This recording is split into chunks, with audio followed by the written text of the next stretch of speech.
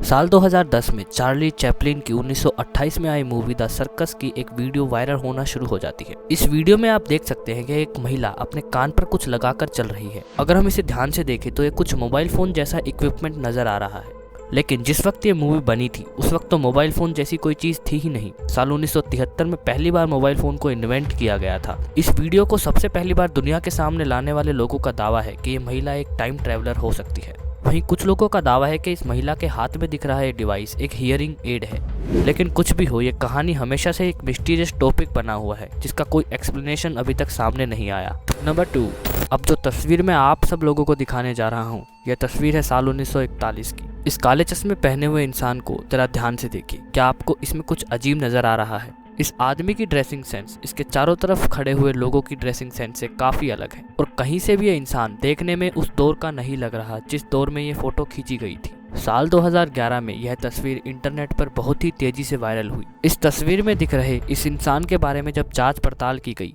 तो इस इंसान के बारे में कोई भी जानकारी सामने नहीं आई। इस तस्वीर में यह दावा किया गया है कि ये काले चश्मे पहना हुआ इंसान एक टाइम ट्रैवलर है, क्योंकि इसकी ड्रेसिंग सेंस आज के लोगों की ड्रेसिंग सेंस से काफी मेल खाती है। नंबर 3, कुछ इसी तरह से साल 1860 में बनी हुई एक पेंटिंग भी बहुत वायरल हुई। इस पेंटिंग में दिख रही इस महिला को अगर आप ध्यान से देखेंगे तो लग रहा है कि इसके हाथ में एक स्मार्टफोन है। यह पेंटिंग स्मार्टफोन्स की डिस्कवरी से 147 साल पहले बनाई गई थी, और इसीलिए माना जाता है कि इस पेंटिंग में दिख रही यह महिला एक टाइम ट्रैवलर है।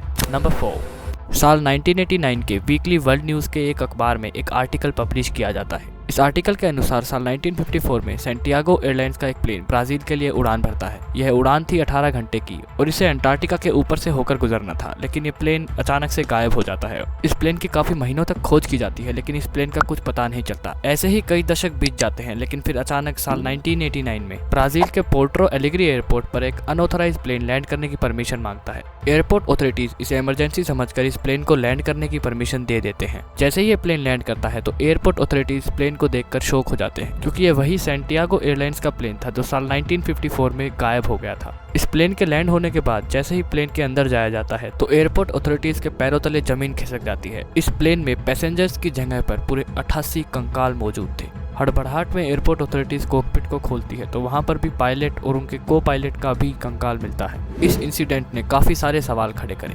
आखिरकार प्लेन को लैंड किसने कराया? आखिरकार प्लेन इतने ज्यादा लंबे समय तक, तकरीबन 3 दशक से भी ज्यादा लंबे समय तक आसमान में कैसे उड़ रहा था?